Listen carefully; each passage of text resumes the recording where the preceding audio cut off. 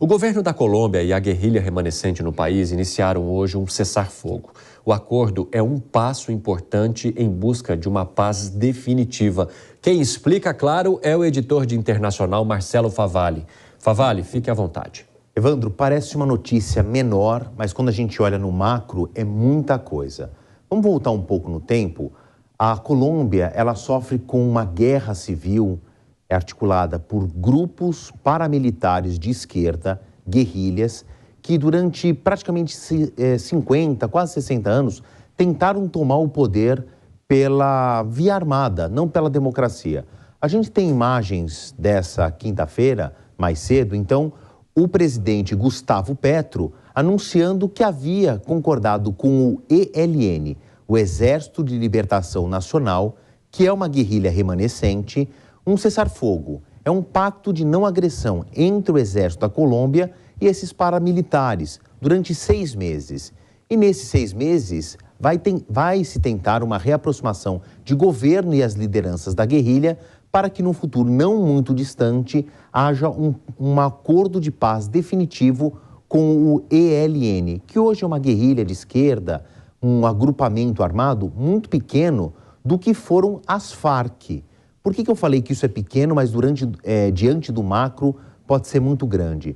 Porque em 2016, o então presidente da Colômbia, hoje Gustavo Petro, mas na época o então presidente conseguiu um acordo de paz com as Farc, que era a maior guerrilha não só da Colômbia, como de toda a América Latina. Então a gente tem um clássico aperto de mão entre Timochenko e o governo. Timochenko era o líder das Farc na época com o então presidente.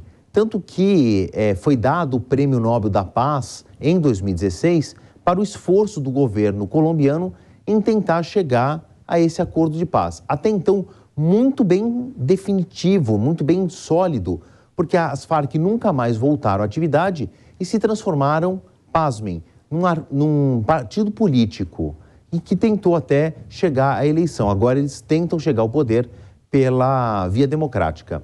Aqui eu transformei numa linguagem gráfica para que todo mundo entenda, lembre ou conheça, para quem não sabe do que eu estou falando, o que foi a Guerra Civil na Colômbia, que durou da década de 60 até então 2016, diante desse acordo de paz.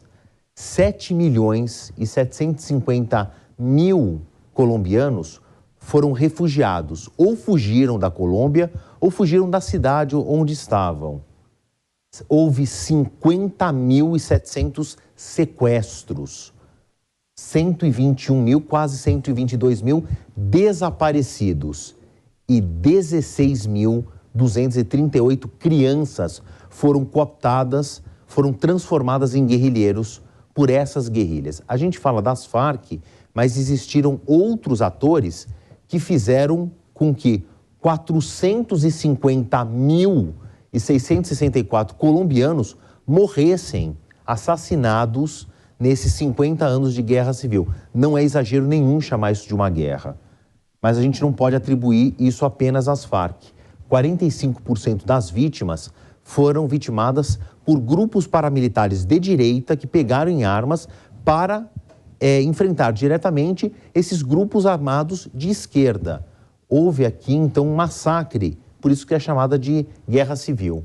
21% desses 450 mil assassinatos foram na mão das Farc e hoje esses grupos remanescentes, o ELN, o Exército de Libertação Nacional, representa esses 4% aqui. É uma guerrilha remanescente, era então a segunda maior guerrilha da Colômbia, as Farc, disparado a primeira.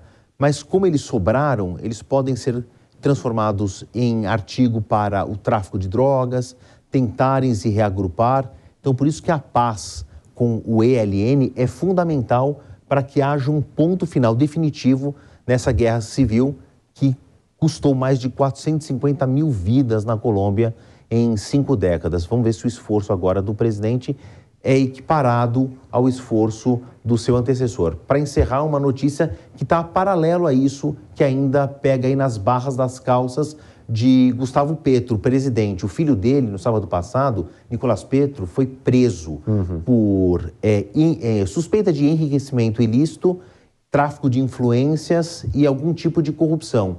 e ele concordou colaborar com a polícia. O que ele revelou nessa semana, entre ontem e hoje? Que o pai dele recebeu dinheiro de narcotraficantes para a campanha eleitoral. Vixe. Isso complica muito a situação política de Gustavo Petro. Ainda é uma denúncia que vai ser investigada. Muito obrigado, Marcelo Favalli. Agora sim, uma ótima noite para você.